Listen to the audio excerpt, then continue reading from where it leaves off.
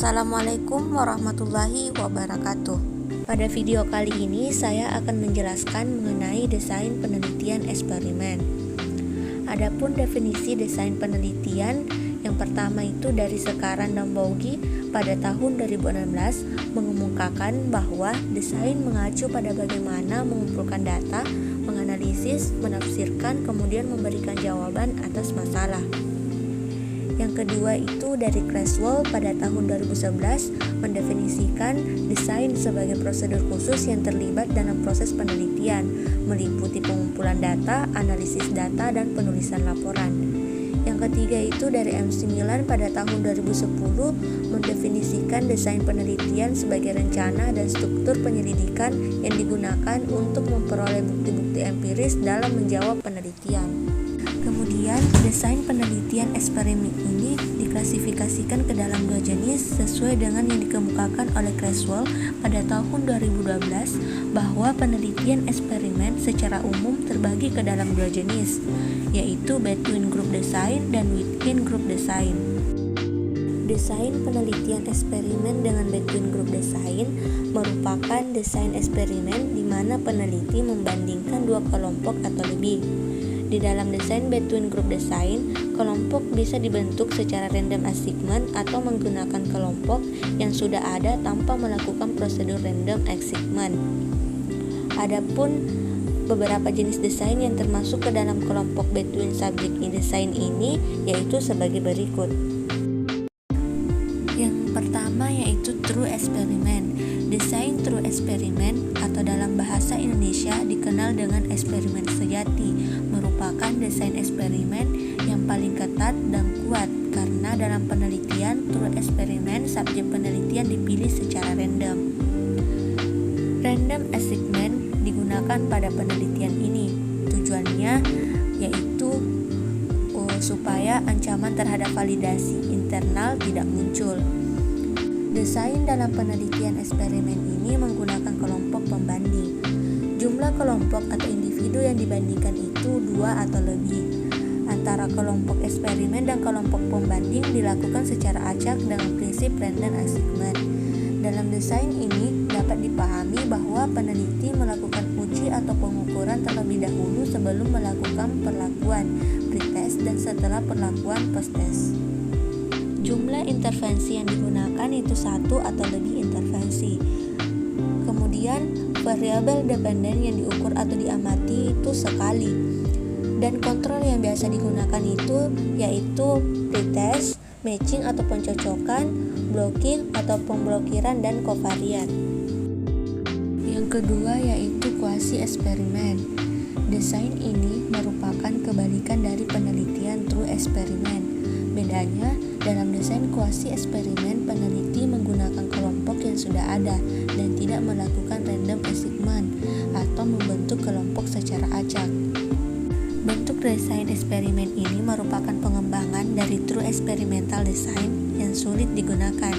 Desain ini mempunyai kelompok kontrol tetapi tidak dapat berfungsi sepenuhnya untuk mengontrol variabel-variabel luar yang mempengaruhi pelaksanaan eksperimen.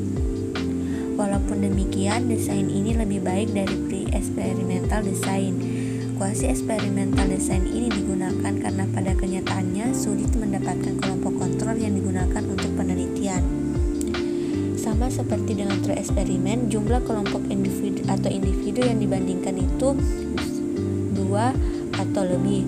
Kemudian jumlah intervensi yang digunakan itu 1 atau lebih intervensi. Kemudian variabel dependen yang diukur atau diamati itu sekali, dan kontrol yang biasa digunakan yaitu sama dengan true eksperimen yaitu pretest, matching atau pencocokan, blocking atau pemblokiran, dan juga kovariat. Kemudian selanjutnya yaitu faktorial design. Desain faktorial ini digunakan jika peneliti mengambil lebih dari 2 variabel bebas yang akan dijadikan sebagai perlakuan dan masih harus ditinjau lagi dari aspek lain sehingga desain akan menjadi desain faktorial. Faktorial design sering disebut dengan pola F, pada prinsipnya sama dengan treatment by level design atau TL. Misalnya, peneliti merasa belum cukup hanya meneliti perbedaan dua metode mengajar dan ingin meninjau masing-masing metode mengajar dilihat dari 3 level motivasi belajar, sedang dan rendah desainnya menjadi desain faktorial 2x3. Di dalam desain faktorial ini, peneliti dapat melihat 3 pengaruh, yaitu main effect, simple effect, dan interaction effect. Pada desain faktorial ini dapat termasuk ke dalam true eksperimen atau quasi eksperimen, tergantung pada penentuan subjeknya, apakah dilakukan dengan prosedur random assignment ataupun tidak. Pada faktorial, jumlah kelompok atau individu yang dibandingkan itu 2 atau lebih, sama dengan true eksperimen dan juga quasi eksperimen. Jumlah intervensi yang digunakan itu 2 atau lebih intervensi. Kemudian berapa kali variabel dependent itu diukur atau diamati, yaitu sekali, dan kontrol yang biasanya digunakan itu sama dengan true eksperimen dan juga quasi eksperimen, yaitu pretest, matching atau pencocokan, blocking atau pemblokiran, dan juga kovarian. Kemudian selanjutnya yaitu jenis desain eksperimen yang kedua, yaitu desain penelitian dengan within group design. Dalam desain ini, apabila jumlah subjek terbatas dan tidak memungkinkan melibatkan lebih dari satu kelompok sehingga peneliti terpaksa harus menggunakan satu kelompok saja, maka penggunaan within group design ini merupakan pilihan yang sangat tepat. Nah, pada praktik penggunaan desain within group design ini, peneliti hanya mengukur perubahan yang terjadi pada satu kelompok subjek saja. Within group design ini terdiri dari 3 jenis. Nah, yang pertama yaitu time series eksperimen. Desain ini disebut juga sebagai desain deret waktu. Desain ini merupakan alternatif ketika peneliti hanya mempunyai akses kepada satu subjek namun memiliki keleluasan waktu untuk mempelajari selama periode waktu tertentu. Desain seri waktu terdiri dari mempelajari satu kelompok dari waktu ke waktu dengan beberapa pengukuran pretest dan juga post-test atau pengamatan yang dilakukan oleh peneliti. Desain ini relatif mudah dilakukan karena desain ini tidak memerlukan akses ke sejumlah besar peserta. Artinya hanya membutuhkan satu kelompok untuk penelitian. Desain deret waktu ini terbagi menjadi 2 jenis, yaitu interrupted time series design dan juga equivalent time series design. Dalam interrupted time series design, dalam pelaksanaan rancangan ini sebelum diberikan perlakuan pada subjek, terlebih dahulu dilakukan beberapa kali observasi terhadap subjek sehingga dapat diketahui kecenderungan kelompok. Sesudah itu baru diberikan perlakuan. Nah, setelah semua perlakuan selesai, baru dilakukan tes atau observasi dengan menggunakan instrumen yang sama dengan yang dilakukan sebelum perlakuan. Selanjutnya, untuk mengetahui kecenderungan subjek penelitian sesudah perlakuan juga dilaksanakan beberapa kali observasi. Kemudian dalam desain equivalent time series design, dalam desain tersebut diperlakukan perkenalan bukan satu kali, melainkan berulang kali dengan diselingi adanya periode yang tidak diberi perlakuan. Salah satu keuntungan dari equivalent time series design yaitu peneliti dapat meniadakan bias walaupun kelompok kontrol tidak ada. Hal itu dimungkinkan karena pada periode tertentu perlakuan tidak diberikan. Kelemahan dari rancangan ini yaitu validitas eksternal tidak dapat dikontrol oleh peneliti. Selanjutnya yang kedua yaitu repeat measures experiment design. Di dalam desain tindakan berulang, semua peserta dalam satu kelompok berpartisipasi dalam semua perlakuan eksperimental dengan masing-masing kelompok menjadi kontrol sendiri. Peneliti membandingkan kinerja grup di bawah satu perlakuan eksperimental dengan kinerjanya di bawah perlakuan eksperimental lain. Setelah peneliti memilih peserta, selanjutnya peneliti akan memutuskan perlakuan eksperimental yang berbeda untuk menentukan efek masing-masing pada satu atau lebih hasil.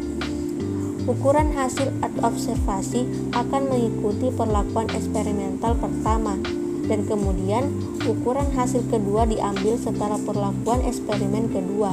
Selanjutnya, variasi dalam ukuran hasil kemudian dinilai untuk dilihat perbedaan antar perlakuannya. Pada beberapa referensi lain, repeat method design masuk ke dalam penelitian dengan format true experiment. Selain itu, menurut Johnson dan Christensen, desain ini bisa dilakukan dalam format between ataupun within subject. Selanjutnya yang ketiga yaitu single subject eksperimen. Penelitian subjek tunggal bisa disebut juga end of one research, merupakan eksperimen yang dilakukan terhadap subjek tunggal. Di dalam eksperimen ini, subjek atau partisipannya bersifat tunggal, bisa 1, 2 orang, ataupun lebih. Hasil eksperimen single subjek ini disajikan dan dianalisis berdasarkan subjek secara individual. Menurut Rosnow dan juga Ronshall pada tahun 1999 mengemukakan bahwa desain subjek tunggal atau single subject design ini merupakan penelitian yang fokus pada individu sebagai sampel penelitian. Nah, perbandingan tidak dilakukan antar individu maupun kelompok, tetapi dibandingkan pada subjek yang sama dalam kondisi yang berbeda, dan yang dimaksud kondisi di sini adalah kondisi baseline dan kondisi eksperimen. Nah, baseline adalah kondisi di mana pengukur target behavior dilakukan pada keadaan natural sebelum diberikan intervensi atau treatment apapun. Sementara itu, kondisi eksperimen adalah kondisi di mana suatu intervensi atau treatment telah diberikan dan target behavior diukur di bawah kondisi tersebut. Nah, itulah tadi penjelasan saya mengenai desain penelitian eksperimen. Kurang dan lebihnya mohon dimaafkan. Wassalamualaikum warahmatullahi wabarakatuh.